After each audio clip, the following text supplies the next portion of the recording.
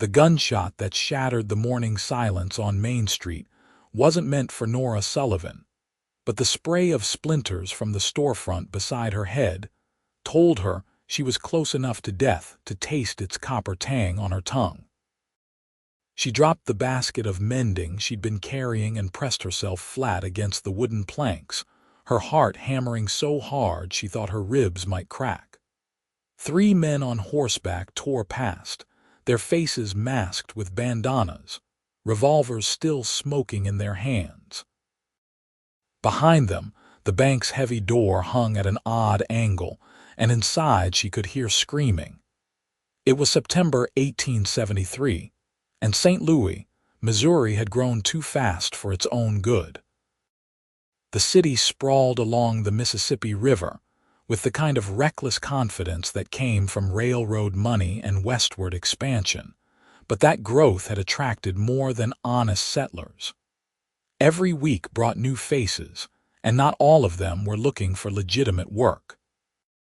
Nora stayed pressed against that wall until the thunder of hoofbeats faded, until the dust settled enough that she could see the bank clerk stumbling out onto the wooden walkway with blood streaming from a gash on his temple. Then she moved, gathering her scattered linens with shaking hands, her fingers finding the small leather purse tied beneath her skirts. The $43 inside represented 6 months of taking in washing and mending, 6 months of saving every penny she could scrape together after paying for her room at Mrs. Callahan's boarding house. $43 wouldn't buy her much, but it might buy her passage on a steamboat heading south, away from this city that had promised her a fresh start after the war but had delivered only hard work and loneliness. She was still kneeling there, clutching a torn petticoat to her chest like armor, when a shadow fell across her. "You hurt, miss." The voice was low and careful, the kind of voice a man used when approaching a spooked horse. Nora looked up into a face weathered by sun and wind, all sharp angles and serious gray eyes beneath the brim of a dusty hat. He was tall, built lean and strong in the way of men who worked with their hands, and he was already reaching down to help her stand before she'd found her voice to answer. "I'm fine," she managed, though her knees felt like water when she tried to rise. His hand closed around her elbow, steadying her, and she caught the scent of leather and horses and open air clinging to his clothes. "That was too close," he said, glancing toward where the robbers had disappeared around the corner. "You should get inside somewhere safe until the marshal sorts this out." Nora nodded, but she didn't move. She was staring at the badge pinned to his vest, the silver star that marked him as law enforcement, though not one she recognized from the city marshal's office. He followed her gaze and offered a slight, apologetic smile. "Deputy Marshal James Thornton," he said. "Federal jurisdiction. I've been tracking those men for 3 weeks now, and they just made my job easier by hitting a bank in broad daylight." He paused, studying her face with an intensity that made her stomach flip. "You're sure you're all right? You look pale." "I'm fine," Nora repeated, more firmly this time. She pulled her arm free from his grip and bent to retrieve the rest of her washing, acutely aware of his eyes on her. "I need to get these to Mrs. Hendricks by noon." She expected him to leave then, to mount whatever horse he'd ridden in on and chase after those bank robbers like the federal marshal he claimed to be. Instead, he crouched down and started helping her gather the scattered linens, his movements quick and efficient. "James Thornton," he said again, as if she might have forgotten in the 30 seconds since his introduction. "Most folks call me Thornton. Nora Sullivan." She snatched a pillowcase from his hands, stuffing it into her basket with more force than necessary. "Most folks call me Miss Sullivan." His mouth quirked at the corner, just barely, and she felt her cheeks heat. She hadn't meant to sound so sharp, but something about his steady regard made her feel exposed. like he could see straight through to all the disappointments and small desperations she carried tucked beneath her proper seamstress's demeanor. "Well, Miss Sullivan," he said, rising and offering his hand to help her up again. This time she took it, letting him pull her to her feet with an ease that suggested considerable strength hidden beneath that trail-worn exterior. "I'd be obliged if you'd let me escort you wherever you're headed, at least until I'm certain those men aren't circling back." Nora wanted to refuse. She'd learned the hard way that accepting help from men usually came with expectations attached, and she'd promised herself after leaving Tennessee that she'd never again mistake necessity for choice. But the memory of those splintering boards beside her head was still too fresh, and the basket was heavy enough to make her shoulder ache. "Mrs. Hendricks lives on Chestnut Street," she said quietly. "But I'm sure you have more important things to do than play escort to a washwoman." Something flickered in his eyes at that, something that might have been offense if she'd known him well enough to read his expressions. He reached down and picked up her basket before she could protest, tucking it under one arm like it weighed nothing at all. "Right now," he said, starting to walk in the direction she'd indicated with a tilt of her head. "Making sure civilians stay safe is exactly what I'm supposed to be doing. The city marshal and his deputies can handle the immediate chase. I need to check in at the telegraph office anyway. Let my supervisor know what happened here." Nora fell into step beside him, acutely aware of the curious stares they were attracting. St. Louis was big enough that strangers could pass through without much notice, but a woman walking alongside a federal marshal carrying her laundry basket was apparently noteworthy enough to generate whispers. She kept her chin up and her eyes forward, refusing to give the gossips more ammunition than necessary. They walked in silence for half a block before Thornton spoke again. "You from St. Louis originally?" "Tennessee," Nora said, keeping her answer short. She'd learned not to volunteer information about her past. People had too many opinions about the war, about which side you'd supported, about what you should or shouldn't have done when your world turned to blood and smoke. "Long way from home. This is home now." The words came out harder than she intended, final and sharp as a door slamming shut. Thornton didn't push, which surprised her. Most men couldn't resist the urge to pry, to dig into a woman's history like they had some God-given right to know everything about her. Instead, he just nodded and adjusted his grip on her basket, his attention seemingly focused on the street ahead. They'd reached the corner of Chestnut Street when a young deputy came running up, breathing hard and waving his arms. "Marshal Thornton." "Marshal says we've got them cornered in a warehouse down by the river. He's asking if you can bring some extra firepower." Thornton stopped, his jaw tightening almost imperceptibly. He looked at Nora, then at the basket in his arms, then back at the deputy. "Tell the marshal I'll be there in 5 minutes," he said. Then, to Nora's astonishment, he started walking again, faster now, pulling her along with his longer stride. "Which house is Mrs. Hendricks's?" "The yellow one, third from the corner." Nora had to hurry to keep up with him. "You should go."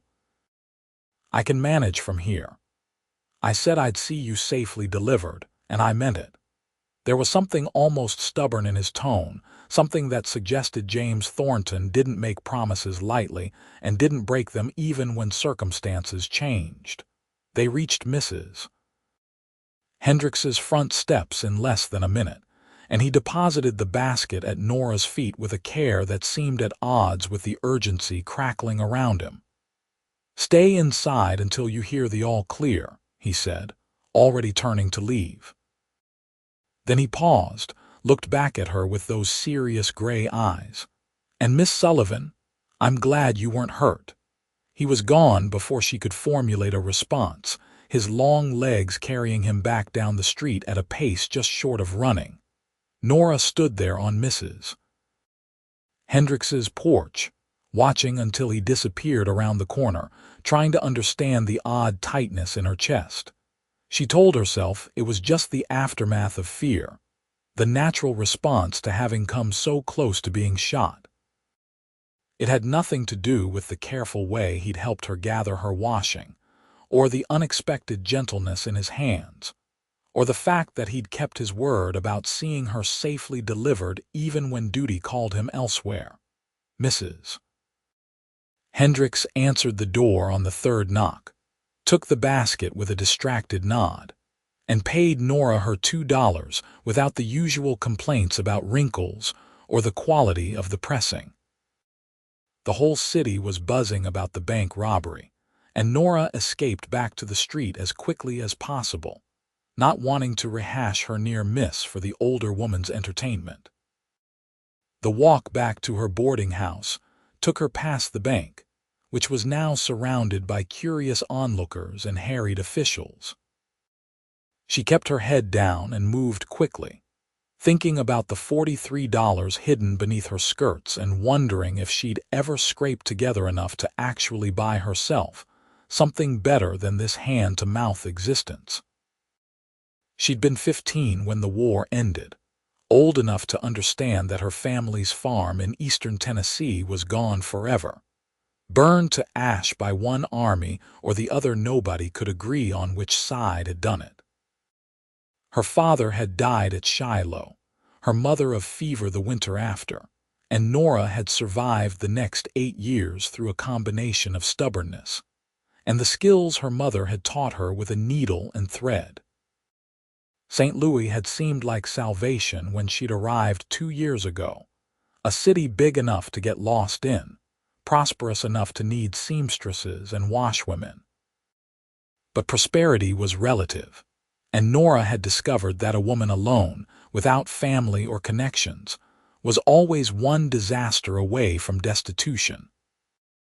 Hence the $43 and the growing certainty that she needed to move on again, find somewhere smaller where the cost of living didn't consume quite so much of her wages. She was still thinking about steamboat schedules when she climbed the front steps of Mrs. Callahan's boarding house and nearly collided with the landlady herself, who was sweeping the porch with sharp, aggressive strokes. "There you are," Mrs. Callahan said, not looking up from her work. "I was beginning to think you'd been caught up in that bank robbery excitement." "I was close enough to it," Nora admitted, stepping around the woman to reach the door. "But I'm fine." "Well, that's fortunate, because your room rent comes due tomorrow, and I'll not be extending any charity if you can't pay." Nora bit back the sharp response that wanted to leap from her tongue. Mrs. Callahan's boarding house was cheap because the woman was mean, but cheap rooms were hard to find in St. Louis, and Nora couldn't afford to make enemies. "I'll have it ready," she said evenly, and escaped inside before the landlady could find something else to complain about. Her room was barely large enough for the narrow bed and small trunk that held all her worldly possessions, but it had a window that overlooked the street and a door that locked from the inside, which were luxuries she'd learned not to take for granted. Nora changed out of her good dress, the one without patches or obvious mending, and hung it carefully on the single hook behind the door.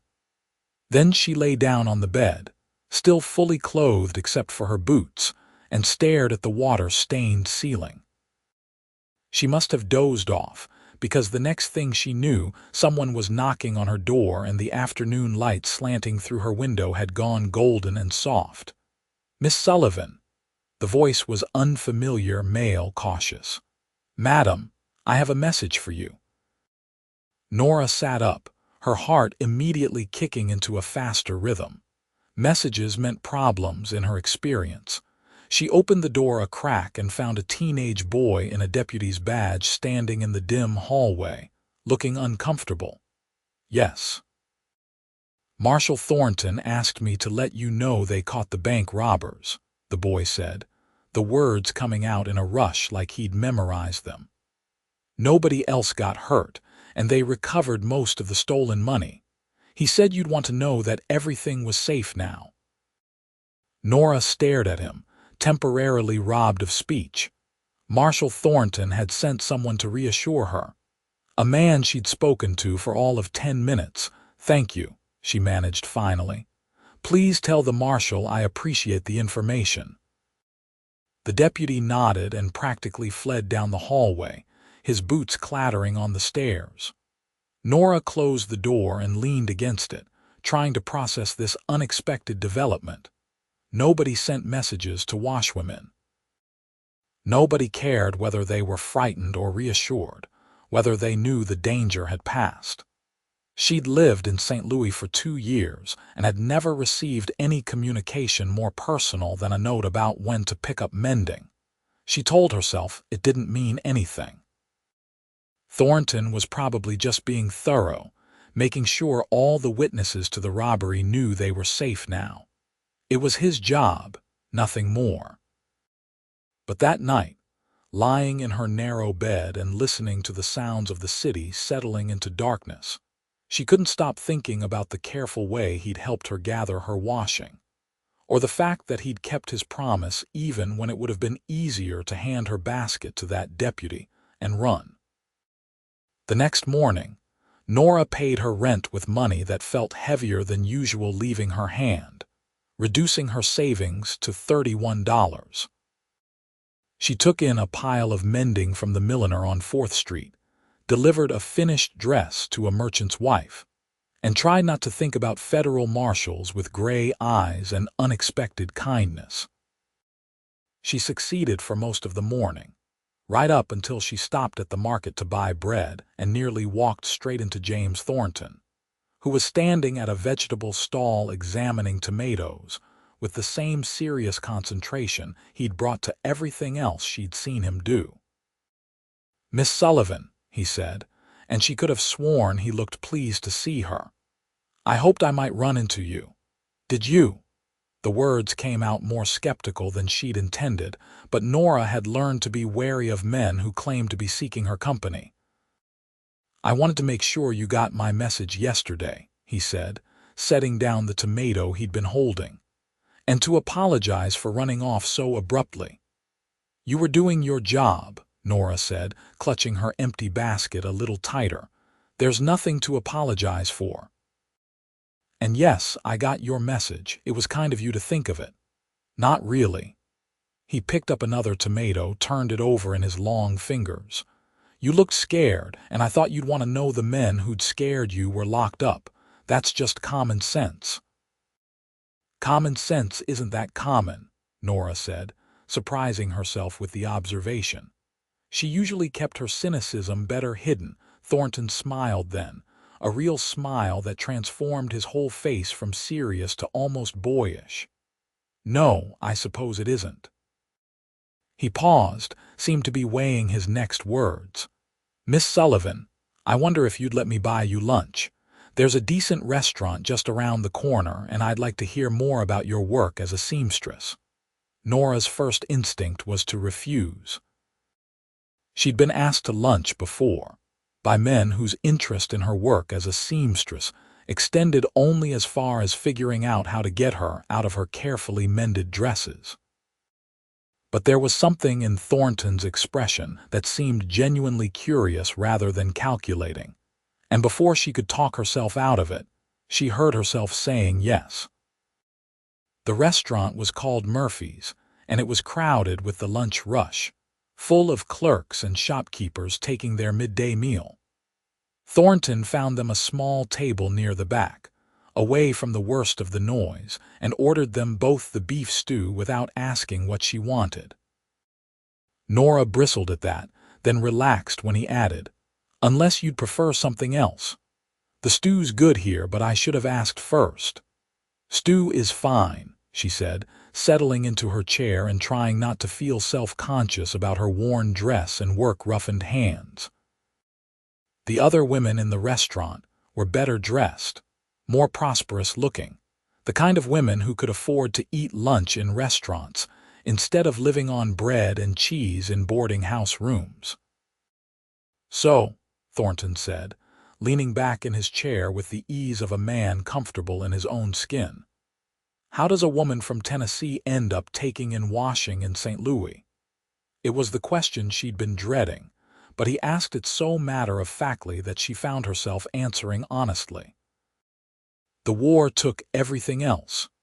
My family, our farm, any prospects I might have had for marriage. I came here because it was big enough that nobody cared where I'd come from or which side my father had fought for. His expression didn't change, didn't show the judgment or pity she'd learned to expect when people heard her story. That must have taken considerable courage. Nora shrugged. It took desperation. Courage implies I had a choice. Everyone has choices, Thornton said quietly. They're just not always good ones. You chose to survive, to build something for yourself. That counts.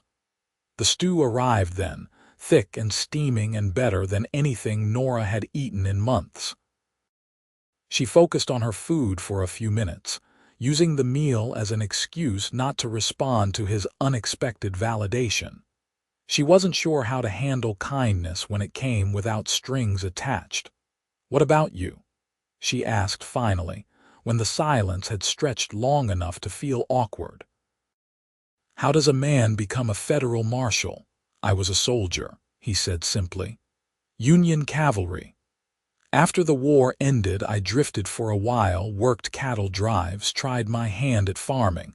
None of it felt right.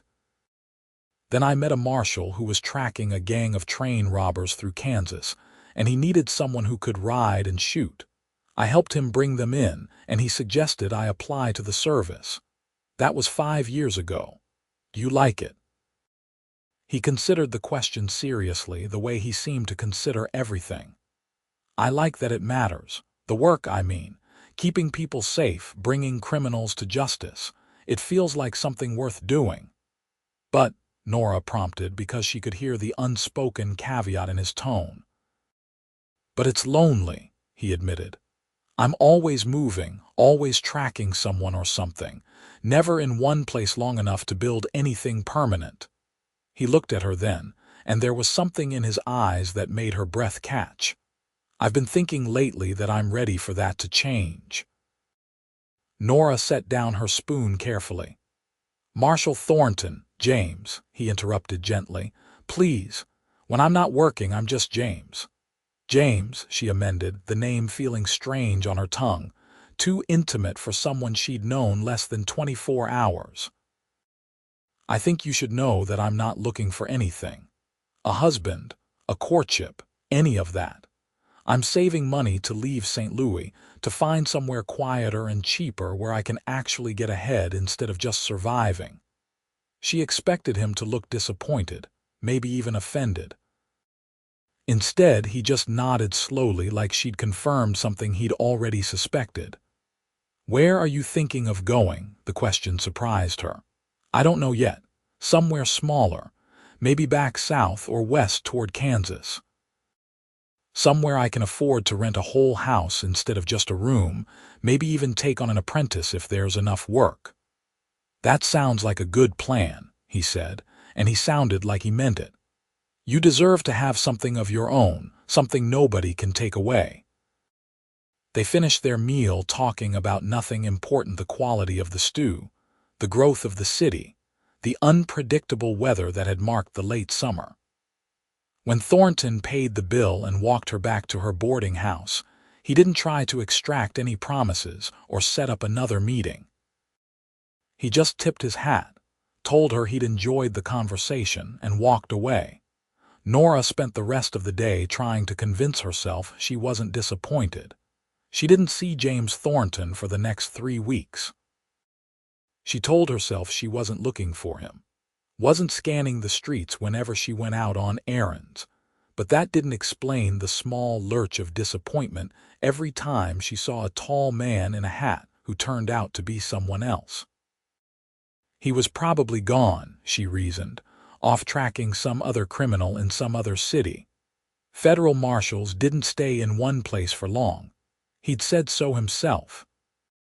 It was late October when he knocked on her door at the boarding house, and by then, Nora had almost convinced herself she'd imagined the whole interaction, had built something meaningful out of a simple lunch between strangers. "Miss Sullivan," he said when she opened the door, hat in his hands, looking travel-worn and tired in a way that suggested long days in the saddle. "I apologize for the late call. I was hoping we could talk, Mrs." Callahan was hovering at the bottom of the stairs, her expression making it clear that gentlemen callers at her boarding house were barely tolerated and only under the strictest supervision. Nora grabbed her shawl from the hook behind her door and stepped out into the hallway. "We can talk outside," she said, more sharply than she intended. She was suddenly, inexplicably angry at him for disappearing, at herself for caring, at the whole situation that had somehow become more complicated than it had any right to be. They walked to a small park 2 blocks away, a scrubby patch of grass and trees that the city called public space. It was nearly dark, the autumn air carrying a bite that promised winter wasn't far behind. Nora wrapped her shawl tighter and waited for James to explain himself. "I've been in Kansas," he said finally, staring out at the dying light. "Chasing a gang of cattle thieves. We caught them, brought them back for trial. The whole thing took longer than I expected." "You don't owe me explanations about your work," Nora said, keeping her voice level with effort. "I know." He turned to face her then, and in the fading light his eyes looked darker, more intense. "But I want to give them anyway. Nora, I haven't been able to stop thinking about you, about that conversation we had at lunch, about the way you talked about building something for yourself. I know you said you weren't looking for anything, and I respect that. But I need you to know that I'm interested, very interested, in knowing you better and seeing where this might go." Nora's chest felt tight. "James, I don't have anything to offer you. I live in a rented room, I take in washing, I'm trying to save enough money to leave this city. I'm not the kind of woman a federal marshal courts." "What kind of woman is that?" he asked quietly. "Someone established. Someone with family connections, with property, with something to bring to a marriage besides $43 and a trunk full of patched dresses." The words came out more bitter than she'd intended, revealing more of her own insecurity than she wanted him to see. But James just shook his head slowly, like she'd missed some crucial point. "Nora, I don't care about any of that. I care that you're brave enough to build a life from nothing. I care that you work hard and save your money and have plans for a better future. I care that when I talk to you, I feel like I'm being seen as something more than just a badge and a gun. You don't know me," she whispered, but her resistance was crumbling. "Then let me," he said, and closed the distance between them to take her hands in his. "I know this is fast. I know it doesn't make practical sense. But I've spent 5 years drifting from town to town, doing my job and moving on, and I've never once felt about anyone the way I felt when I saw you standing on that street corner, covered in dust with splintered wood in your hair. You looked so fierce and so frightened at the same time, and I just wanted to make you safe." Nora felt tears prickling at the corners of her eyes and blinked them back furiously. She didn't cry, hadn't let herself cry in years. Crying was weakness, and weakness got you hurt. "What are you asking me?" she said, barely above a whisper. "I'm asking you to let me court you properly," James said. "Let me take you to dinner, let me walk you home from work, let me show you that not every man is looking to take advantage. And if it doesn't work out, if you still want to leave St. Louis in 6 months or a year, then I'll help you go. But give me a chance first. Give us a chance." It was probably the worst idea she'd ever had. Nora knew that even as she squeezed his hands and said yes. She knew that letting herself care about someone was dangerous, that depending on another person meant giving them the power to hurt you. She knew all of that, and she said yes anyway, because James Thornton looked at her like she was worth something more than her labor, and it had been so long since anyone had looked at her that way. The next 3 months were unlike anything Nora had ever experienced. James courted her with a steadiness that was both startling and reassuring. He took her to restaurants she couldn't have afforded on her own, walked her home from work whenever he was in the city, brought her small gifts that showed he'd been paying attention to their conversations, a spool of fine thread in a color she'd mentioned needing, a book of poetry by a writer she'd said she liked. He was gone often, called away by his work to chase fugitives or transport prisoners, but he wrote her letters when he was away, long letters full of observations about the places he traveled and questions about her day. Nora had never received letters before, and she kept them in her trunk, reading them over until she had them practically memorized. They talked about everything: her childhood in Tennessee, his upbringing in Ohio, the war and what it had taken from both of them, their dreams for the future. James wanted to eventually move into a supervisory role with the Marshal Service, something that would let him stay in one place instead of constantly traveling. Nora told him about her plans to open her own dress shop, to build a business that would provide steady income and maybe even employ other women who needed work. By December, she'd stopped checking steamboat schedules.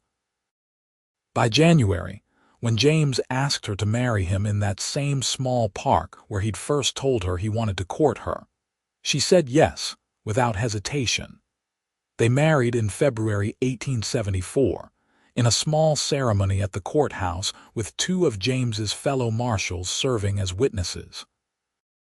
Nora wore a dress she'd made herself, pale blue with careful embroidery at the collar, and James wore his best suit, the one without trail dust or powder burns. The judge spoke the words, they signed the papers, and just like that, Nora Sullivan became Nora Thornton. The moment felt both enormous and strangely ordinary, this legal transformation of her identity. She was still herself, still the same woman who took in washing and saved her pennies, but now she was also someone's wife, with all the weight and wonder that implied. After the ceremony, James took her to a hotel, a real hotel, with clean sheets and a lock on the door and breakfast included with the room. They ate dinner in the hotel restaurant, and then James walked her upstairs to the room he'd reserved, and Nora felt her courage wavering for the first time since she'd agreed to marry him. She'd never been with a man before. She knew the basic mechanics, had heard enough talk among married women to have some idea of what to expect, but knowing and experiencing were different things. James must have seen the tension in her shoulders, because he stopped just inside the room and turned to face her. "We don't have to do anything you're not ready for," he said quietly. "I just wanted us to have a nice night, away from your boarding house and my rented room. If you want, we can just sleep." Nora looked at him, at this man who'd somehow become the most important person in her world in the space of 5 months, and felt something loosen in her chest. "I want to be your wife," she said. "In all the ways that means. I'm just nervous." He smiled then, that soft smile that always made her feel warm. "I'm nervous too. This matters to me, Nora. You matter to me. I want to do this right."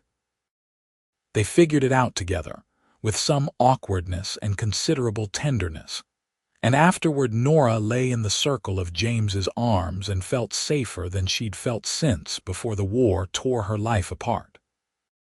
He held her like she was precious, like she was something to be protected rather than used, and she finally understood what people meant when they talked about love making you stronger instead of weaker.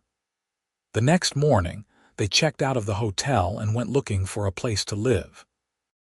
Not a boarding house room or a rented apartment, but a real house they could make into a home. James had saved most of his marshal's salary over the past 5 years, and between his savings and Nora's carefully hoarded dollars, they had enough for a down payment on a small house on the eastern edge of the city. It was a modest place, 2 bedrooms and a parlor, with a kitchen that needed work and a yard that was mostly weeds. But it had good bones, James said, and Nora immediately saw how she could turn the front parlor into a workspace for her sewing, with good light from the south-facing windows. They signed the papers in March, and Nora felt something shift inside her as she wrote her new name on the deed. Nora Thornton, property owner. It felt impossible, miraculous, like she'd somehow stumbled into someone else's life. She was arranging her sewing supplies in the front parlor a week later when James came home early from work, his face serious in a way that made her stomach clench. "What's wrong?" she asked immediately, setting down the scissors she'd been organizing. "Nothing's wrong," he said, but he didn't sound entirely convincing. "I just need to talk to you about something." They sat down at the kitchen table, which still smelled of fresh wood because they'd only bought it 3 days ago. James took her hands, looked at her with those steady gray eyes. "My supervisor wants me to take a position in the territorial marshal's office," he said. "Based out of Cheyenne, Wyoming. It would mean less traveling, more administrative work, better pay. It would be a good move for my career." Nora felt her chest tighten. "Wyoming." "I know," James said quickly. "I know this house is new and you're just getting settled and you had plans to build your business here. But Nora, this is the opportunity I've been waiting for. A chance to stop chasing criminals across 3 states and start supervising other marshals, coordinating operations. It's the kind of position that could eventually lead to a permanent posting somewhere we really want to be." "Eventually," Nora repeated, the word tasting bitter. "I told them I needed to discuss it with my wife first," James continued. "That I wouldn't make a decision without you. If you want to stay in St. Louis, we'll stay. I'll turn down the position." And there it was, the crux of the matter. James was offering to sacrifice his career for her comfort, to give up this opportunity because she just bought a house and had plans. Part of Nora wanted to take him up on it, wanted to cling to this small piece of security they'd built. But another part of her, the part that had survived losing everything and starting over, recognized that security built on someone else's sacrifice wasn't really security at all. "How long do we have to decide?" she asked. 2 weeks. Nora nodded slowly, thinking. Wyoming was wild territory, barely civilized, nothing like the established city St. Louis had become. But it was also opportunity, the chance for James to advance, and for her to maybe build something bigger than she could in a crowded city where every block already had 3 seamstresses. "I need to think about it," she said finally. "Can you give me a few days?" "Take all the time you need," James said, and the relief in his voice told her how much he'd been dreading this conversation. Nora spent the next week torn between fear and possibility. She visited the library and read everything she could find about Cheyenne, about the territorial government and the growing settlement around the transcontinental railroad.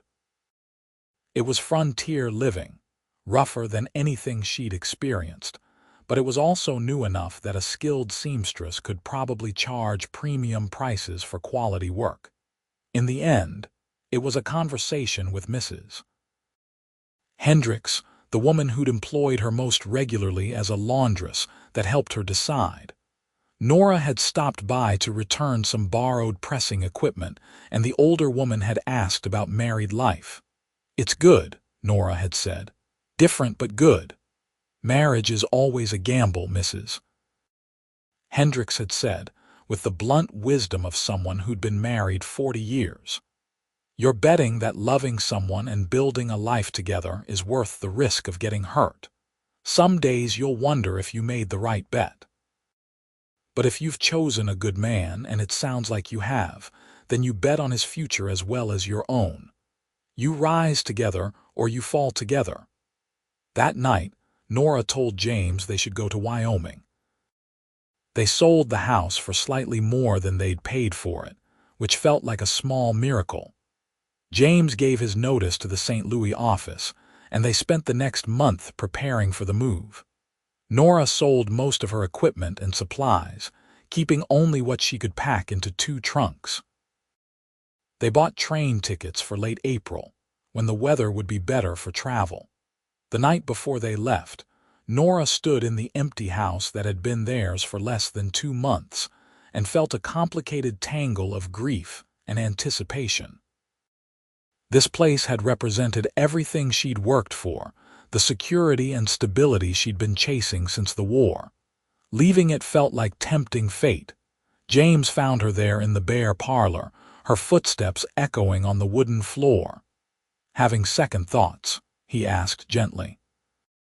"Constantly," Nora admitted, "but I'm still going."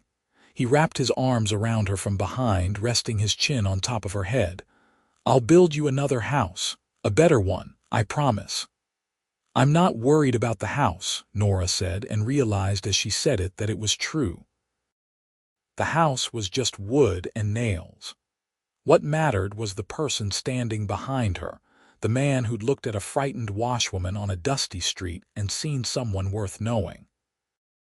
They took the train west in late April, traveling for 3 days through countryside that grew progressively wilder and more open. Nora had never been this far west before, had never seen land that stretched so far in every direction without evidence of human settlement. It was beautiful and terrifying in equal measure. Cheyenne, when they finally arrived, was barely more than a railroad town, sprawling and rough around the depot. The buildings were mostly wood, hastily constructed and practical rather than beautiful. The streets were unpaved, churned to mud by a recent rain. And everywhere Nora looked, she saw men railroad workers, cattle drovers, soldiers from the nearby fort. Women were scarce, and the ones she did see looked worn down by the harsh climate and harder living. James reported to the territorial marshal's office on their first day in town, while Nora stayed at the hotel and tried not to panic. This was so different from St. Louis, so much rougher and less civilized. How was she supposed to build a business here? How were they supposed to build a life?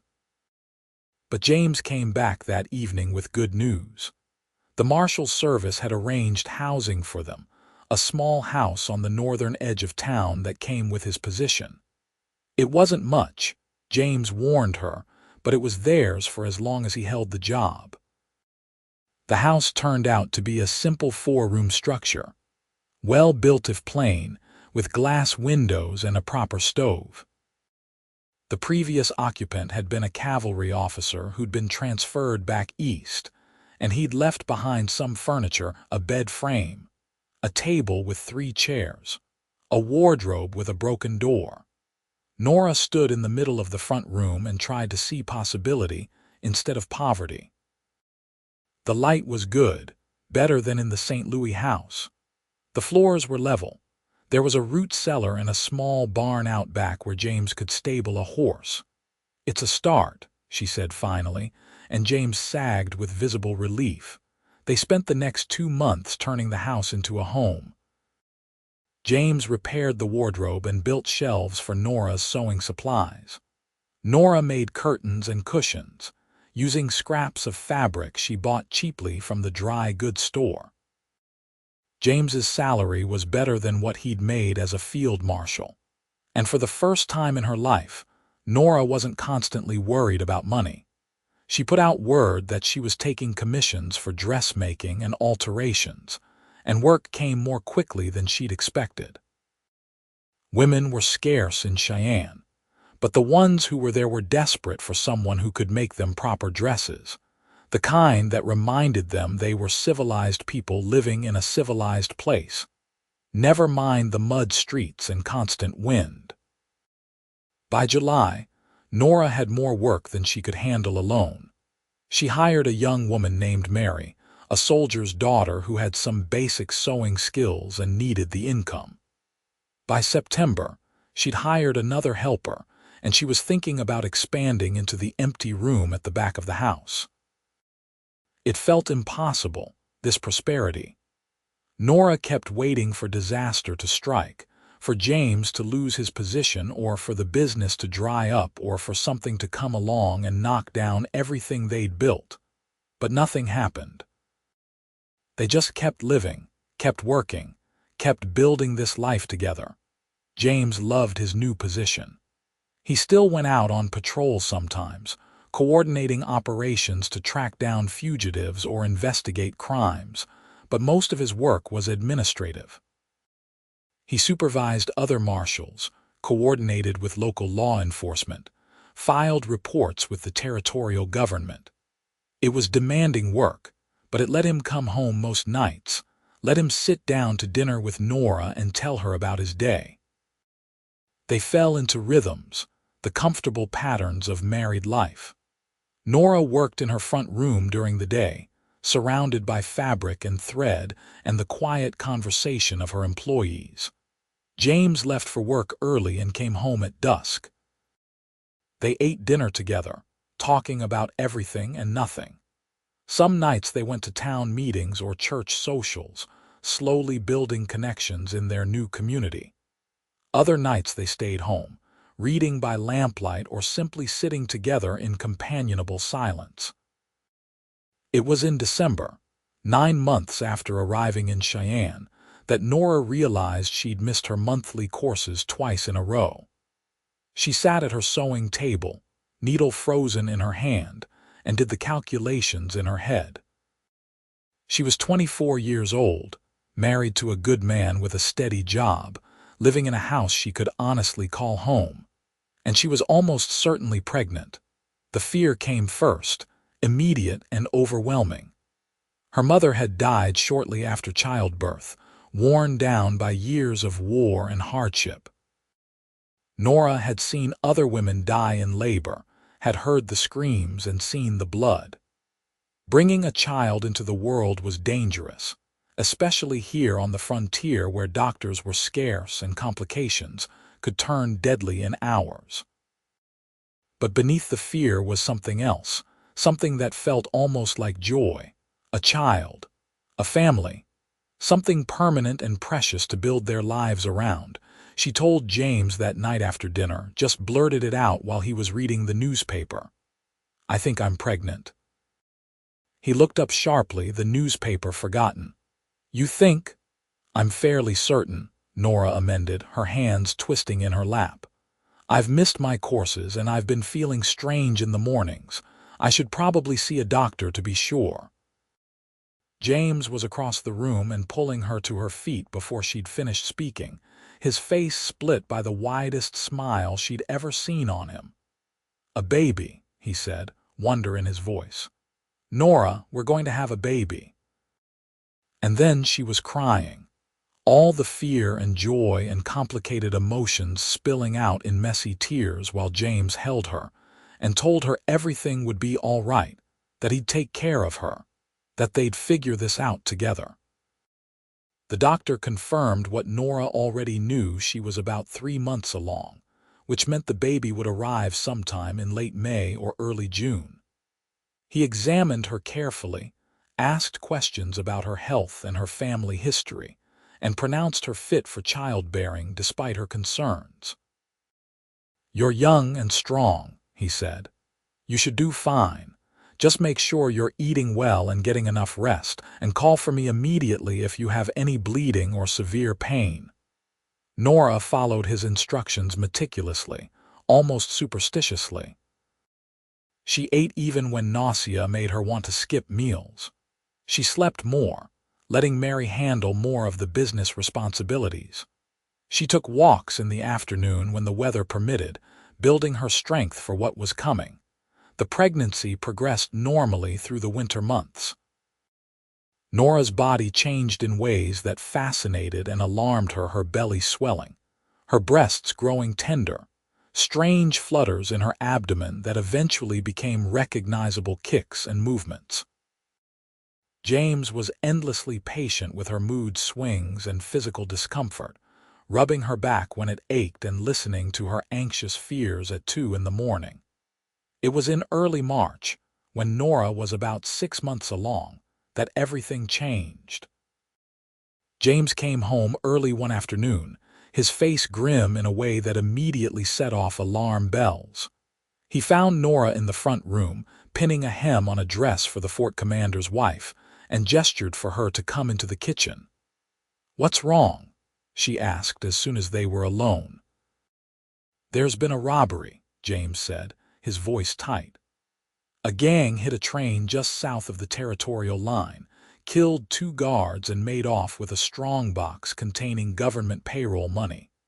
The territorial governor is putting pressure on the marshal's office to bring them in quickly."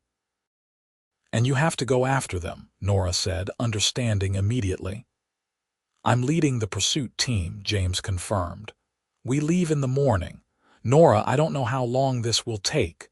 Could be a week, could be a month. These men are experienced and they've got a head start." Nora felt ice forming in her stomach. "I'm 6 months pregnant. I know." James pulled her into his arms, held her tight. "Believe me, I know. If there was any way I could send someone else, I would. But I'm the senior marshal in the territory, and this is a high-profile case. The governor specifically asked for me to handle it." "Then you have to go," Nora said, forcing the words out past the fear trying to choke her. "We knew this job would sometimes take you away." "I'll be back before the baby comes," James promised, pulling back to look at her seriously. "Even if we haven't caught these men by May, I'll come back. I won't miss the birth of our child." He left the next morning with a team of 6 marshals, fully equipped for a long pursuit. Nora stood on the porch and watched him ride away, one hand pressed to her swelling belly, trying not to think about all the things that could go wrong. The next 2 months were the longest of Nora's life. She kept working because the alternative was sitting alone in the house worrying, but her concentration was shot. She made stupid mistakes cutting fabric wrong, sewing seams crooked, mixing up measurements. Mary and the other helper, Elizabeth, covered for her as much as they could, but Nora knew her work wasn't up to her usual standards. Letters came sporadically, whenever James could find someone heading back toward Cheyenne. The pursuit had taken them south into Colorado, then west toward Utah. The gang was clever, splitting up and reuniting, laying false trails and doubling back. They'd had 2 gunfights, both brief and inconclusive. No one on the marshal's team had been seriously hurt, but they hadn't captured any of the robbers either. Nora read each letter until she had them memorized, looking for reassurance between the lines. James was safe. He was eating well. He was thinking about her. He'd be back as soon as possible.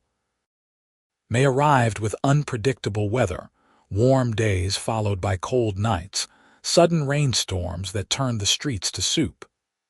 Nora's body grew increasingly ungainly, her belly huge and her ankles swollen. The doctor examined her weekly, pronounced everything normal, told her the baby would likely come in early June. She tried not to calculate how far away James was, how long it would take him to ride back even if he left immediately when the baby started coming. Communication was too slow, travel too uncertain. There was a very real possibility that he wouldn't make it back in time. The pain started on a Monday evening in the first week of June. Nora was in the kitchen preparing dinner when she felt the first contraction, a tightening across her belly that made her stop and grip the edge of the table. She waited, counting minutes, feeling for more. When the second contraction came 15 minutes later, she knew. The baby was coming. Mary was still at the house, cleaning up the workroom for the day. Nora called for her, keeping her voice calm despite the fear hammering in her chest. "Get the doctor," she said. "Tell him it's time." The next 20 hours were a blur of pain and fear and exhaustion. The doctor came, examined her, said everything was progressing normally, but that first baby's took time. Mary stayed with her, holding her hand and wiping her face with cool cloths. Neighbors came and went, bringing food and well wishes and advice Nora couldn't concentrate enough to hear. She kept asking if James was back yet, kept hoping she'd hear his voice at the door. But the night wore on and morning came and he didn't appear, and eventually Nora stopped asking because the pain was too consuming to think about anything else. The baby was born just after dawn on Tuesday morning, arriving with a sharp cry that cut through Nora's exhaustion like a knife. A boy, the doctor announced, healthy and strong with James's gray eyes and a surprising amount of dark hair. They laid him on Nora's chest, this small warm weight that was somehow both familiar and completely foreign.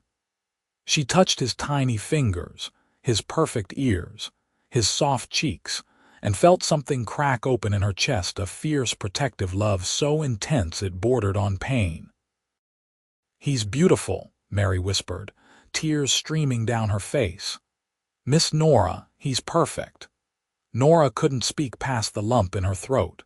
She just held her son and wished desperately that James was there to meet him. It was another 2 days before James came home. Nora was in bed, nursing the baby and feeling more tired than she'd ever felt in her life, when she heard a commotion downstairs. Then footsteps, fast and heavy on the stairs, and James burst into the room looking like he'd ridden hard for days without stopping. His eyes found hers first, scanning her face with desperate relief. "Nora, God, I'm sorry. We caught them 3 days ago and I rode straight back, but I knew I was too late." "You're not too late," Nora interrupted, smiling despite her exhaustion. "Come meet your son." James crossed the room slowly, like he was afraid of breaking something precious. He sat carefully on the edge of the bed and looked down at the small bundle in Nora's arms with an expression of absolute wonder. "A boy," he breathed. "We have a son." "We have a son," Nora confirmed, shifting so James could see his face better. "He was born day before yesterday, and he's healthy and strong, and he has your eyes." James reached out with one finger and touched the baby's tiny hand. The infant's fingers reflexively closed around his, and James made a sound somewhere between a laugh and a sob. "He's perfect," he said roughly. "Nora, he's absolutely perfect. What should we name him?" They discussed names during the pregnancy but hadn't settled on anything definite. Now, looking at her husband's exhausted, joyful face, Nora knew exactly what she wanted. "Joseph," she said. "After your father, Joseph James Thornton." James looked at her with so much love it made her chest ache. "Joseph James Thornton," he repeated, trying it out. "I like that. I like that a lot." He stayed there on the edge of the bed for a long time, just watching the baby sleep, occasionally reaching out to touch his hand or his cheek with gentle, reverent fingers. Eventually, Nora dozed off, exhausted from the labor and the sleepless nights that had followed, secure in the knowledge that James was home and their little family was complete. The next few months were a haze of feeding and diaper changes, an exhaustion so profound, Nora sometimes felt like she was moving through water. Joseph was a good baby. He ate well and slept in reasonable stretches, but caring for an infant while also trying to run a business proved almost impossible. James helped as much as he could, taking over night duties when he didn't have early meetings, walking the floor with Joseph when he was fussy, changing diapers with the same methodical competence he brought to everything else. But his work demanded long hours, and there was only so much he could do in the end. It was Mary who saved her sanity.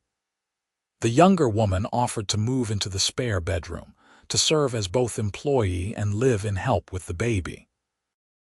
She'd been planning to get married, she explained, but her fiancé had died in a mining accident the previous winter, and living alone in her boarding house room felt too lonely. This way she could help Nora with both the sewing and the baby, and Nora would have someone else in the house during the day when James was at work. It was an unconventional arrangement, but Western life demanded unconventional solutions. Nora agreed gratefully, and Mary moved in that same week. With Mary's help, Nora gradually regained her equilibrium. She took on fewer commissions but charged higher prices, focusing on quality over quantity. She spent mornings with Joseph, teaching him to smile and hold his head up and grab at the toys James carved for him. She spent afternoons sewing while Mary watched the baby, creating beautiful dresses and suits for Cheyenne's small but growing upper class. Money stopped being a constant worry. James's salary covered their basic needs, and Nora's business brought in enough extra that they were able to save again. They weren't wealthy, not by any stretch, but they were comfortable, secure in a way that still sometimes took Nora's breath away. Joseph grew from an infant into a toddler, learning to crawl and then walk, babbling his way toward recognizable words. He had James's steady temperament and Nora's stubborn determination, and he was utterly fearless in the way of small children who don't yet understand danger. It was when Joseph was 2 years old that Nora realized she was pregnant again. This time, the news brought more excitement than fear. She knew what to expect now, and the first pregnancy had gone well despite her anxiety. She told James over dinner, watching his face light up with that same wondering joy he'd shown the first time. "Another baby," he said, reaching across the table to take her hand. "Joseph's going to be a big brother." "Are you happy?" Nora asked, needing to hear him say it. "I'm over the moon," James said simply. "I always wanted a big family, lots of children running around. I know it's hard work, especially for you, but yes, I'm incredibly happy." The second pregnancy was easier in some ways, harder in others. Nora's body knew what to do this time, but she was also chasing after an energetic toddler while dealing with morning sickness and exhaustion. Mary continued to be invaluable, taking over more of the childcare duties while Nora rested. Their daughter was born in March of 1877, arriving quickly and easily compared to Joseph's prolonged labor. James was there this time, holding Nora's hand and coaching her through the contractions, and when the doctor placed their daughter in Nora's arms, the first thing she saw was James's tears. "A daughter," he said, his voice cracking. "Nora, we have a daughter." They named her Eleanor, after Nora's mother, with Mary as a middle name in honor of the young woman who'd become like family to them. Eleanor was tiny and delicate where Joseph had been robust, but she was healthy and strong, with dark hair and eyes that would eventually settle into hazel. Life with 2 small children was chaotic in ways Nora could never have imagined. The house was constantly messy, full of toys and baby equipment, and the sounds of children playing or crying or chattering. Nora's sewing business had to be scaled back even further. She took only special commissions now, complex projects that paid well enough to make the limited time worthwhile. But despite the chaos, or maybe because of it, Nora felt happier than she'd ever been. This life they'd built together, the house full of children, the steady income, the comfortable rhythms of work and family, was so far beyond anything she'd imagined for herself back in those St. Louis boarding house days. She told James as much one night after they'd finally gotten both children to sleep. They were sitting on the porch, watching the sun set over the distant mountains, enjoying a rare moment of quiet. "I never thought I'd have this," she said softly. "A family, a home, security. When you asked me to marry you, I was terrified of losing it all."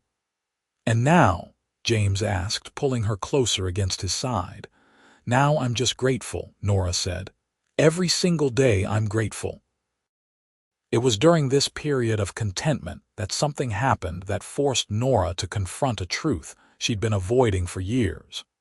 James came home from work one evening in the summer of 1878, with an unusual expression on his face, something between excitement and nervousness. He waited until after dinner, until the children were playing in the yard under Mary's supervision before pulling Nora aside. "I need to talk to you about something," he said. "It's complicated." Nora's stomach immediately tensed. Those words never preceded anything good. "What's wrong?" "Nothing's wrong," James said quickly. "At least, I don't think so, but I need your opinion on something." He took a deep breath. "The territorial governor has offered me a promotion. Deputy Territorial Marshal, second in command of the entire law enforcement operation for Wyoming. It would mean significantly better pay, better benefits, a government pension when I eventually retire." "That sounds wonderful," Nora said cautiously, waiting for the other shoe to drop. "There's a catch," James continued. "The position requires a certain level of social standing. The deputy marshal and his wife are expected to attend government functions, host dinners, represent the territory at official events. It's not just about law enforcement anymore, it's about politics and appearances." Nora felt cold fingers of dread creeping up her spine. "James, I'm a seamstress. I grew up on a farm in Tennessee. I don't know anything about hosting dinners or attending government functions." "I know," James said. "That's why I wanted to talk to you first, before I gave the governor an answer. This promotion would be good for our family financially and good for my career.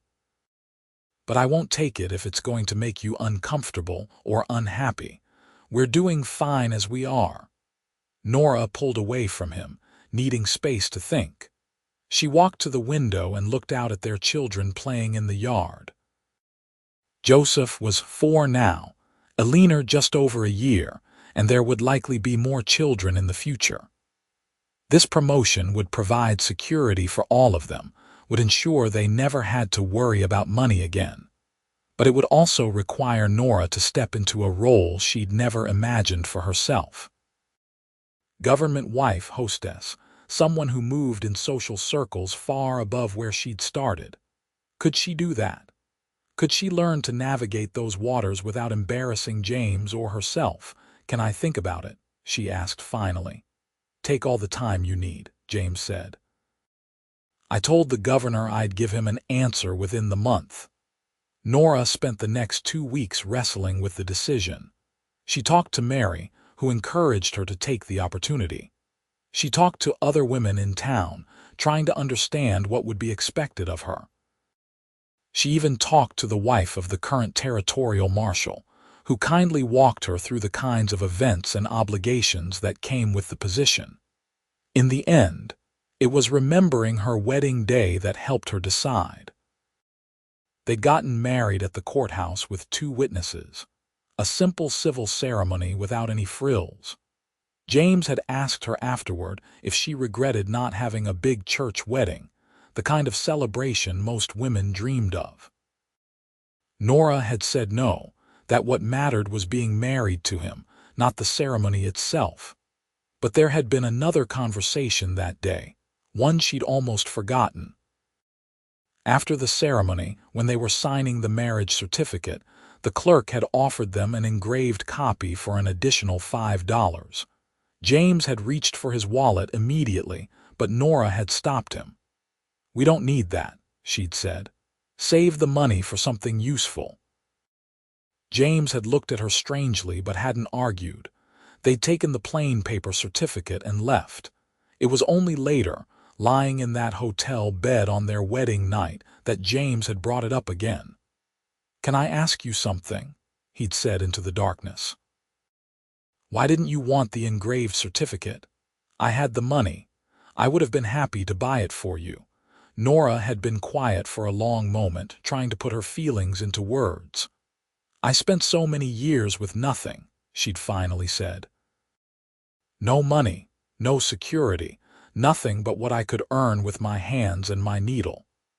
I got used to seeing money as survival, as the only thing standing between me and destitution. When you offered me that engraved certificate, All I could think was that $5 could feed me for a week if things went wrong. But things aren't wrong, James had said gently. We're married now. My income is your income. You don't have to live like you're one disaster away from starving anymore. I know that intellectually, Nora had admitted, but knowing it and believing it are different things. I'm not sure I'll ever stop being afraid of not having enough money. James had pulled her closer then. Then we'll just have to build enough security that you can't help but believe it, he'd said. I'm going to take care of you, Nora. You're never going to go hungry or homeless again. I promise. Remembering that conversation, Nora realized that she'd been letting fear make her decisions for too long. Fear of poverty, fear of social embarrassment, fear of stepping outside the narrow role she'd carved out for herself. But James had kept his promise. They had security now, savings in the bank and a steady income. Maybe it was time for her to take a risk, to trust that they could handle whatever challenges came with this promotion. She told James she thought he should accept the position. His relief was obvious, but so was his concern. Are you sure? Nora, I don't want you to do this just for me. I'm doing it for all of us, Nora said firmly. For our children's future, for the security this will provide, and maybe for myself too a little bit. Maybe it's time I stopped letting fear of not being good enough keep me from trying new things. James accepted the promotion, and their lives changed again. The changes were subtle at first. James's hours became more regular, but also more demanding, more meetings, more correspondence, more responsibility. They were invited to dinner at the governor's mansion, where Nora spent the entire evening terrified she'd use the wrong fork or say something inappropriate. But she survived, and the next invitation was a little less frightening. They hired a woman to help Mary with the household work, freeing up Mary to focus more on the children. Nora started accepting invitations to join women's charitable organizations, using her sewing skills to contribute to causes that helped other women and children. She attended teas and luncheons, slowly building a network of friendships among Cheyenne's small social elite. It was hard work, this constant performance of respectability. Nora had to be careful about what she said and how she said it, had to dress appropriately and maintain the right kind of household. But she discovered she was more adaptable than she'd given herself credit for. The same skills that had let her survive alone in St. Louis: observation, hard work, careful attention to what people wanted served her well in this new role. The financial benefits were real and immediate. James's salary nearly doubled, and the territorial government provided them with a larger house, a proper 2-story home with a parlor and a formal dining room and enough bedrooms for their growing family. They hired a cook and a housekeeper, and Nora was able to stop taking in sewing entirely, focusing instead on her children and her social obligations. She got pregnant again in late 1878, and their second son was born in the summer of 1879. They named him Thomas, and he was easygoing and cheerful from the start, the kind of baby who smiled at everyone and rarely cried. Life settled into new rhythms. James worked long hours but came home every night. Nora managed the household and attended her social obligations. The children grew and thrived. They bought a piano and Nora started teaching herself to play. James taught Joseph to ride and Nora read to Alina every night before bed. It was a good life, a blessed life. But there was one thing that continued to bother Nora, one small piece of their history that she'd never fully understood.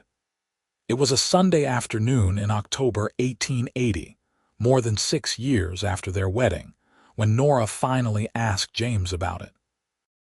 The children were napping, and they were sitting in the parlor reading, or rather, James was reading while Nora pretended to read and actually worked up the courage to voice a question that had been nagging at her for years.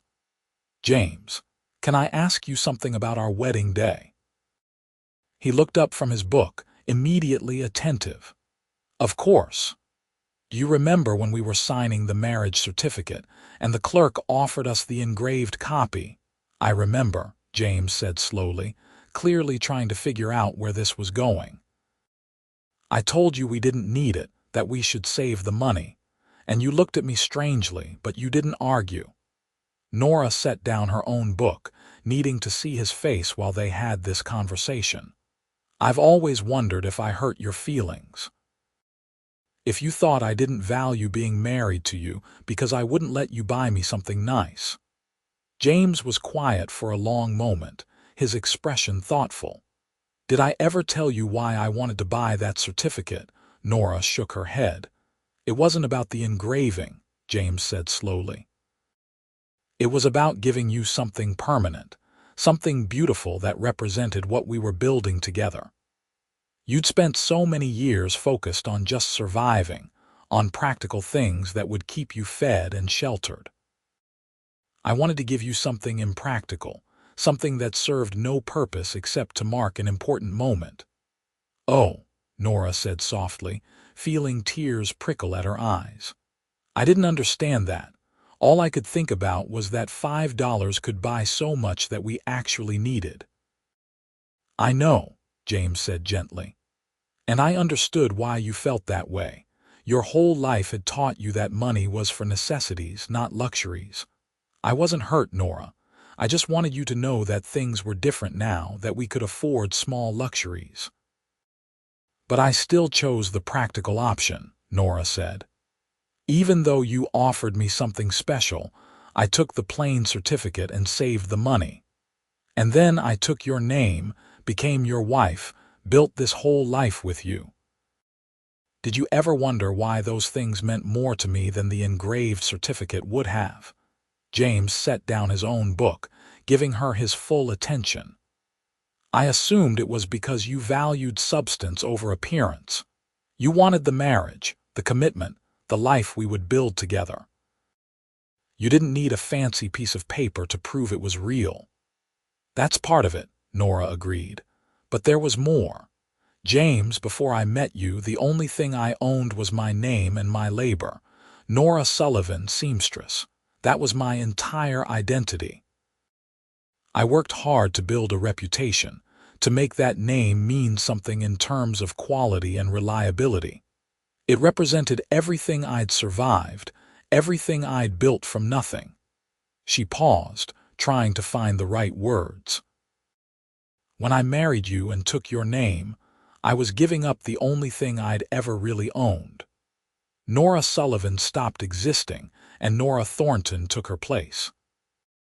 That was terrifying and exhilarating at the same time, because it meant I was trusting you with something more valuable than any amount of money could buy.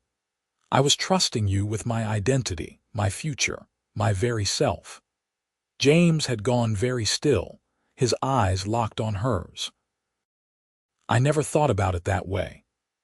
"I don't think most men do," Nora said softly. "But women understand. We give up our names, our legal identities, everything we've built, and we trust that our husbands will honor that sacrifice. That certificate, that engraved piece of paper, it was pretty, but it was just decoration. Taking your name, becoming your wife legally and socially, that meant everything. It meant I trusted you enough to give you the only thing I had that was truly mine." There were tears on James's cheeks now, and he didn't bother wiping them away. "Nora, I had no idea. When you refused the certificate but agreed to marry me, I just thought you were being practical, trying to save money. I didn't understand that you were choosing something deeper." "I chose you," Nora said simply. "I chose us, this life, this partnership, and I've never regretted it, not for a single moment. But I wanted you to understand why I made the choices I did, why refusing your silver but taking your last name meant more than any engraved certificate ever could have." James crossed the room and pulled her into his arms, holding her so tightly she could barely breathe. "I love you," he said fiercely. God, Nora, I love you so much. Thank you for trusting me. Thank you for choosing me. Thank you for building this life with me. They stood there in the parlor for a long time, holding each other while the afternoon light faded to evening and their children slept peacefully upstairs. And Nora felt something settle inside her. Some last piece of doubt or fear finally laid to rest. She had chosen right. This man, this life, this family, they were worth every risk she'd taken, every fear she'd overcome, every practical calculation she'd ignored in favor of following her heart. The years that followed were good ones. James continued to rise in the territorial government, eventually becoming the territorial marshal when his predecessor retired in 1883. Nora became known as an exceptional hostess and a tireless advocate for women's and children's charities. Their family grew another daughter born in 1882, another son in 1884, until their home was full of noise and laughter and the beautiful chaos of children growing up. Joseph, their eldest, showed an aptitude for his father's work, riding alongside James when he was old enough and learning the skills that would eventually make him a federal marshal himself. Eleanor became a teacher, using the education her parents had insisted on to help other children in the territory. Thomas took over management of the ranch they eventually bought outside Cheyenne, building it into a prosperous cattle operation. The younger children found their own paths, each supported by parents who had known hardship and were determined their children would have easier lives. Nora never went back to taking in washing or sewing for money, but she never lost her skills either. She taught her daughters to sew, passing on the knowledge that had once kept her alive. And she never forgot what it felt like to count pennies and worry about rent money, which made her generous with her time and money when she encountered other women in similar straits. It was in the spring of 1890, when Nora was 41 years old and their youngest child was 6, that James came home with unexpected news. "The president has offered me a position in Washington," he said over dinner. "Deputy U.S. Marshal, working directly for the Attorney General. It would mean leaving Wyoming, moving back east, starting over again." The children erupted in excited chatter. Washington, D.C., the nation's capital, a whole new adventure. But Nora looked at James across the dinner table and saw the question in his eyes, the same question he'd asked her 16 years earlier when the territorial marshal position had been offered. "Are you willing to do this with me?" This time, Nora didn't need 2 weeks to think about it. She'd learned long ago that home wasn't a place, it was wherever James and their children were. Wyoming had been good to them, had given them prosperity and security and a good life. But it was just a location, just geography. "When do we leave?" she asked, and watched relief and joy spread across her husband's face. They moved to Washington in the summer of 1890, the entire family traveling together on the Transcontinental Railroad. It was strange to be heading east after spending so many years moving west, but it felt right somehow, like coming full circle. Washington was nothing like Wyoming. It was crowded and humid and expensive, full of politicians and bureaucrats and endless social maneuvering. But Nora had learned how to navigate social waters in Cheyenne, and those skills transferred to the nation's capital. She managed their household, supported James's career, raised their children, and somehow made it all look effortless. They bought a house in Georgetown, a beautiful brick townhouse with a garden where Nora grew flowers that reminded her of Tennessee. The older children eventually moved out, starting their own families, but they stayed close, gathering for Sunday dinners and holidays. The younger children attended good schools, made friends with the children of other government officials, built lives that would have been impossible if their parents hadn't taken chances and made hard choices. It was in the autumn of 1895, on a crisp October evening that reminded Nora of that long-ago day in St. Louis, that she and James found themselves alone in the house for the first time in years. Their youngest had gone to stay with friends for the weekend, and the silence felt both strange and precious. They took a walk through their neighborhood, enjoying the fall colors and the cool air. They'd been married 21 years, had built a life that spanned multiple states and encompassed more than Nora could have ever imagined. She was 46 years old, the mother of 6 children, the wife of one of the most respected law enforcement officials in the country. It seemed impossible that she'd once been a frightened washwoman living in a boarding house, counting pennies and dreaming of something better. "You ever think about that day we met?" James asked, as if reading her thoughts. "When those bank robbers rode past, and you were standing there covered in dust?" "Sometimes," Nora admitted. "Usually when something reminds me of how different our life is now. Like tonight walking through Georgetown, living in a house I own outright, not worrying about where the next meal is coming from. It feels like that was a different person, someone I used to be."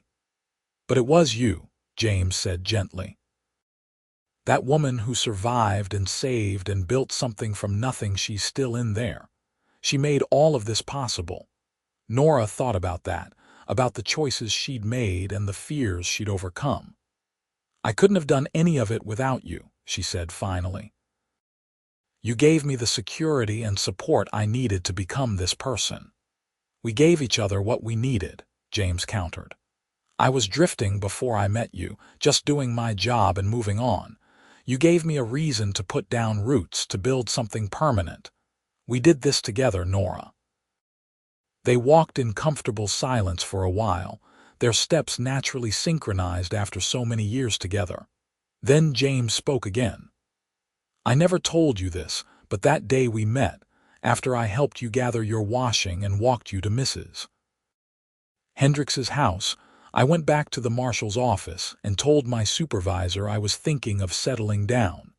He laughed at me, said I'd been talking about settling down for 5 years and never followed through. But I was serious that time. Something about you, the way you held yourself together, even though you were clearly frightened, the way you were so determined to finish your work despite nearly being shot, it made me want to stop drifting and start building." Nora stopped walking, turning to face him in the lamplight. "You never told me that." "I wasn't sure how you'd take it," James admitted. "We barely knew each other, and I didn't want you to think I was some kind of obsessive who decided to upend his whole life based on 10 minutes of conversation." "Were you?" Nora asked, half teasing but also genuinely curious. "Some kind of obsessive. Maybe a little," James said with a smile. "But I prefer to think of it as recognizing something valuable when I saw it. You were worth changing my life for, Nora. You've been worth every choice I've made since that day." Nora reached up and touched his face, this man who'd given her so much more than she'd ever dared to hope for. "Do you remember that conversation we had about the wedding certificate? About why I refused your silver but took your name?" "I think about it often," James said softly. "I want you to know that I would make the same choice today," Nora said. "Given everything we've built together, all the years and children and challenges and triumphs, I would still choose you over anything else. The security you offered, the money, the status, none of that matters compared to what we've created together. You're my home, James. You always have been." James pulled her into his arms right there on the Georgetown sidewalk, holding her close while carriages rolled past and neighbors glanced at them curiously. Nora didn't care. Let them look. Let them see a woman who'd found something more valuable than all the silver in the world. They walked home hand in hand, and that night, lying in their comfortable bed in their beautiful house, Nora thought about how far she'd come. From Tennessee farm girl to war orphan to St. Louis washwoman to Wyoming marshal's wife to Washington society matron, it had been a long journey, full of fear and risk and hard choices. But she'd made it. They'd made it together. And every practical decision she'd made, every time she'd refused the easy or decorative option in favor of something more substantial, had brought her here, to this moment, to this life she'd built one careful choice at a time. The cowboy had never fully understood, that long-ago day in St. Louis, why refusing his silver but taking his last name meant more. But he'd trusted her choice, had honored her decision, and had spent 21 years proving that her faith in him had been well placed. And Nora, who'd spent so many years afraid of not having enough, had learned that the most valuable things in life couldn't be bought or saved or counted. They could only be built, one day at a time, with someone who saw you not for what you owned but for who you were. The years continued to pass, bringing both joy and sorrow. They lost Mary, who'd been like family, to pneumonia in 1897. They celebrated grandchildren, welcomed them into the world with the same wonder they'd felt with their own children. James eventually retired from the Marshal Service in 1900, accepting a generous pension and a commendation from the President himself for his decades of service. Retirement suited him. He spent his days reading, working in the garden, playing with grandchildren, and simply enjoying the peace he'd earned. Nora joined him in that slower pace, finally allowing herself to relax after years of social obligations and constant motion. They grew old together, watching the new century unfold with all its changes and innovations. Automobiles replaced horses, electric lights became common, the world transformed around them. But through it all, their partnership remained constant, two people who'd chosen each other against all practical reasoning, and built something that lasted. It was in the spring of 1912, on a morning bright with possibility, that Nora woke up to find James watching her with that same intense gaze he'd had when they first met nearly 40 years earlier. "What?" she asked, self-conscious despite decades of marriage. "I was just thinking about that first day," James said softly. "When you were standing on that street corner and I thought you were the most beautiful thing I'd ever seen." "I was covered in dust and scared out of my mind," Nora protested, but she was smiling. "You were brave and strong and determined," James corrected. "And I knew right then that if you'd let me, I wanted to spend the rest of my life making sure you never had to be that scared again." Nora reached for his hand, threading her fingers through his. They were both 63 years old now, their children grown and scattered, their grandchildren carrying on the legacy they'd built. They'd survived hardship and war and distance and change, and they'd done it together. "You kept that promise," Nora said quietly. "Every day for almost 40 years, you've kept that promise." "It was easy," James said. "Loving you has been the easiest thing I've ever done." They lay there in the early morning light, holding hands and watching the sun rise through their bedroom window. Outside, Washington was waking up, full of noise and bustle and the business of governance. But inside their home, there was only peace and contentment and the deep satisfaction of a life well lived. Nora thought about the scared girl she'd been, fleeing Tennessee with nothing but her sewing skills and $43. She thought about the washwoman in St. Louis, counting pennies and dreaming of something better. She thought about the young bride moving to Wyoming, terrified and excited in equal measure. She thought about all the versions of herself she'd been, all the choices she'd made, all the fears she'd overcome.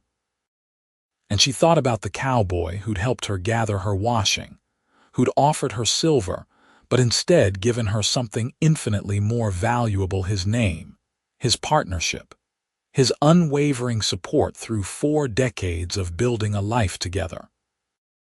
She'd refused his silver but took his last name because she'd understood, even then, that some things were worth more than money. Identity, partnership, trust, love, these were the things that mattered, the things that lasted, the things that turned survival into a life worth living. The cowboy had never fully understood why that choice meant more, not at first. But he'd honored it anyway, had trusted her judgment, had proven through decades of devotion that her faith had been well placed. And now, lying in bed beside him on a spring morning in 1912, Nora finally had the words to explain what she'd felt but couldn't articulate all those years ago. "James," she said softly, "thank you for seeing me. Not just the washwoman or the marshal's wife or the mother or any of the roles I've played. Thank you for seeing me, Nora, and for choosing me anyway." James squeezed her hand. "Thank you for trusting me with that choice. Thank you for taking my name and building this life with me. Thank you for every practical decision that led us here." They fell silent again, comfortable in their shared history and their certain future. They would have more years together, more grandchildren, more quiet mornings and gentle evenings. They would face whatever came with the same partnership that had carried them through 4 decades. But right now, in this moment, everything was perfect. The sun was rising, they were together, and the life they'd built through careful choices and deep trust stretched out behind them like a road well traveled. Nora closed her eyes and smiled, secure in the knowledge that she'd chosen correctly all those years ago. She'd refused the pretty decoration and chosen the substance instead. She'd refused his silver but took his last name, and in doing so, she'd gained something far more valuable than any amount of money could ever buy. She'd gained a partner, a home, a family, and a love that had lasted through everything life could throw at them. She'd gained the security she'd always craved, but more importantly, she'd gained the confidence to know that even if she lost everything else, she'd be all right because she'd survived worse and built better, and she had the strength to do it again if necessary. But she wouldn't have to. Because James was beside her, holding her hand, loving her still after 40 years. Because their children were thriving, carrying forward the lessons they'd learned.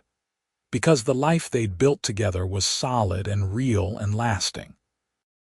The cowboy had finally understood, somewhere along the way, why taking his name meant more than accepting his silver.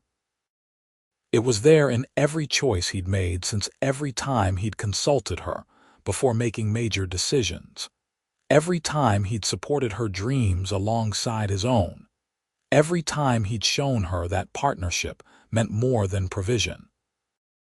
They'd built their life on trust and respect and hard work, on practical choices and deep commitment, on understanding that the most valuable things couldn't be bought or given as gifts.